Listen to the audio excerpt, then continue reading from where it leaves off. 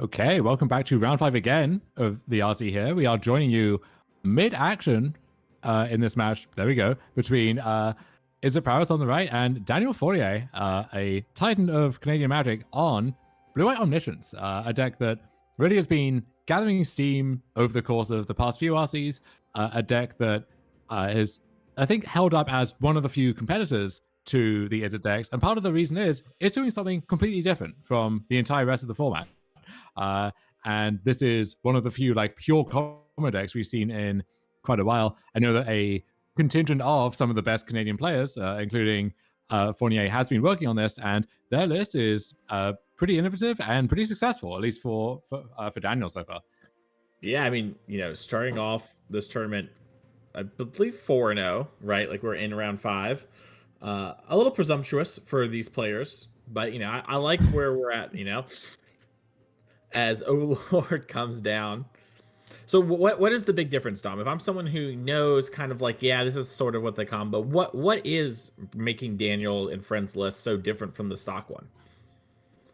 So as a quick refresher on just the basic Omni deck, so the idea is you use Abrela's Awakening to cheat Omniscience into play from the graveyard, and then, as you can imagine, once you have Omni in play, winning is pretty trivial, but you cast all of your card draw spells, set up spells, sift through your deck to find your win condition. That can be as clean and simple as Invasion of Arcavios, fetches Jeskai Revelation from your sideboard that does a bunch of things, including bouncing your Invasion that regrows the Revelation, and so on and so forth. Easy to win from there. Or you set up these elaborate loops with Meringue River region and your Dragon Storms and either another region or something else to tear through your deck, bounce all their permanents, get yourself into a spot where very difficult to lose. In this version, you see one of the distinguishing features, Overlord of the Flood Pits. So that's a card which it can be the discard outlet for your Omniscience, can be a thing that you bounce and replay with your Meringues once you get to that phase of the game. But in conjunction with Scroll Shift is one of the cool pickups here. So that's a card that can, if you're going off, can flicker your Dragonstorm, flicker your dragon itself, can flicker your Overlord to bring that into play. And then the blue Overlord is also an enchantment, so you can Abrela's that back that in a pinch.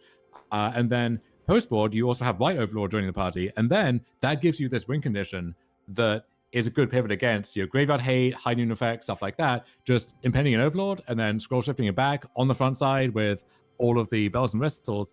That's going to win you a lot of games, especially if the opponent's clogging themselves down with these hate cards. All right. So try the 3 steps ahead, but it gets spell pierced by Daniel. Daniel up a game here.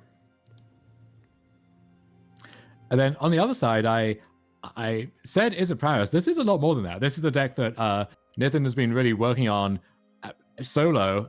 No one else is really playing it, paying any attention to it, but they play it every standard tournament and have continued doing very well. So this is a capricious Hellraiser combo, effectively. So the idea is you're sifting through your deck, you get to a point where capricious Hellraiser is coming in, and then that is making sure I understand it myself here before pronouncing any further. But you basically can Hellraiser back Season of Weaving, which copies creatures, copies other things. So then that copies Hellraiser, that copies other stuff. So you basically have a really weird Omniscience plus Yorkmost Will kind of thing that just does a bunch of stuff, and then you figure out the details from there. All right, so we may be in for a good time with that being on the table. Also explains why Daniel had Ghost Vacuum and stuff like that, which was getting answered right when we got here.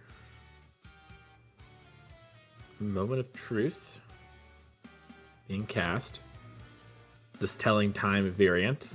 It's been quite nice in Standard. It hasn't, dominated or anything, but it's been a solid role player for a couple decks.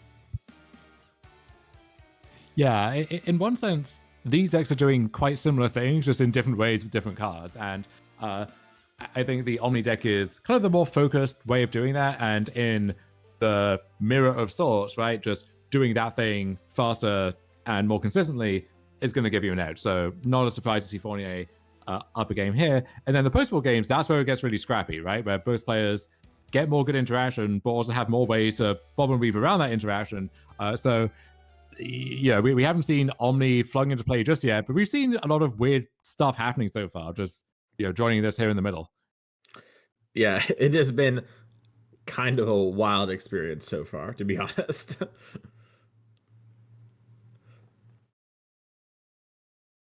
Daniel Fournier is someone who has had his fair share of GP success and PT success, a lot of tragic near misses, and very keen to at least get one more bite of the apple, right?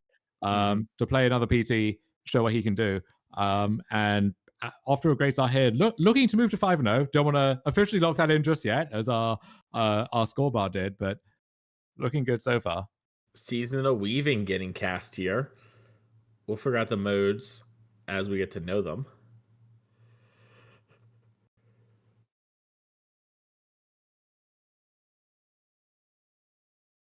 Interesting moment here for Daniel. Looks like he's considering scroll shifting the Overlord. At least I believe that that card is. Looks like it's going to be the Rolling Dragon Storm instead. Yeah. Omniscience. Season of Weaving, part of that cycle of mythics from Bloomburrow, where you basically choose from a menu, right? You get 5 coins, 5 paws, and then you can split that between the 1 paw mode, the 2 paw mode, the 3 paw mode, just as many as you like, as long as they add up to at most 5. So you can draw 5 cards if you want, or you can copy 2 different things, draw a card, or you can bounce everything and also draw 2 cards, copy something. So really flexible and cool cycle. Mhm. Hasn't made much of a mark yet, but the blue one in these offbeat combo decks is one of the main applications. Yeah, and this application was, I think, a draw 5 there, Dom. A lot of cards just went there as the Overlord attack trigger is going to happen. Looks like maybe want to discard Abuelos, given there's a Ghost Vacuum in play. Just playing blue-white mid-range now. Meanwhile, Daniel's playing almost like a weird aggro control deck that happens to have Omniscience in it for some reason, But so if you're joining this match with us kind of midstream and you're not familiar with either of these decks, you would be even more perplexed than usual as to what's going on here. Yeah, normally, we just have to kind of like wave our hands, explain the Azorius Edition deck 1 in some miraculous way. This time, it's just the good old fashioned way. Just some creatures and some interaction, some drawing some cards. And, when your Azorius Omniscience combo deck gets to do something like this, that is a big, big get.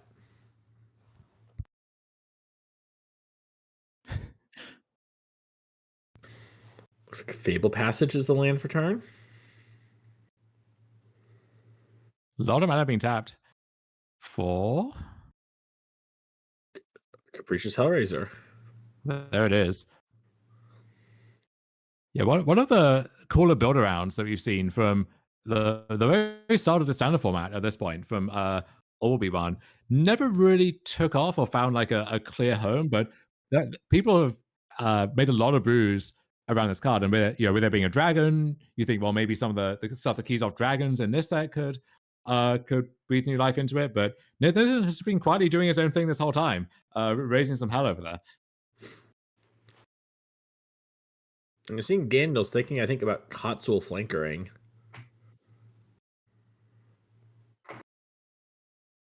Just get rid of the So Season of Weaving. we'll just get the 4/4 body there, which is not nothing on the board, but yeah, can get to respond now. Cracking the Fable Passage.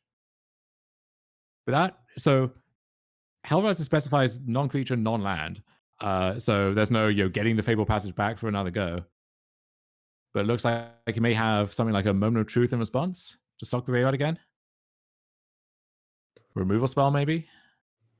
Yeah, something like that could be good here. Oh, this is just after it resolves Bitter Reunion. Okay. Discard Spirewolf Canal. Draw more cards.